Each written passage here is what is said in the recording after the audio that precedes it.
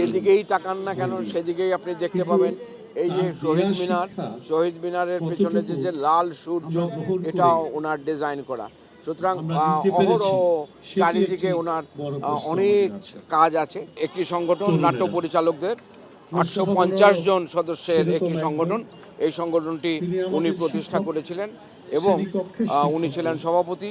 আজকে ডিরেক্টর্স গিল্ডের যে লোগোটা আপনারা দেখতে পান নাট্য নির্মাতাদের, সেই লোগোটাও কিন্তু উনি ডিজাইন করেছিলেন। ওনাকে আমি দেখেছি, ওনার ভক্ত হিসাবে আমি ওনাকে দেখেছি। ওনার যে সৃষ্টিশীল কাজ, সেই কাজগুলো আমি দেখেছি।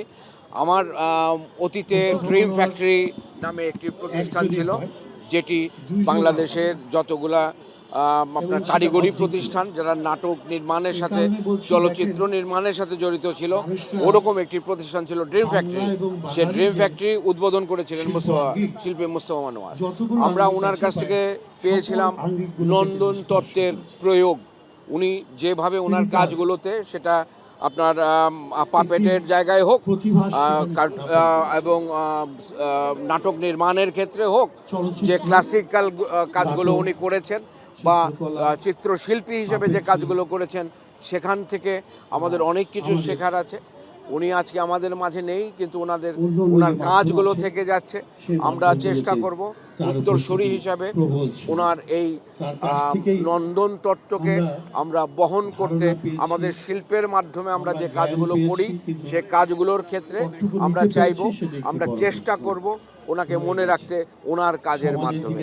এটুকুই আমাদের বলবার। আজকে উনি আমাদের ছেড়ে চলে গেছেন। বাংলাদেশের সাংস্কৃতিক অঙ্গনের যে একটা পিলার আজকে চলে গেল।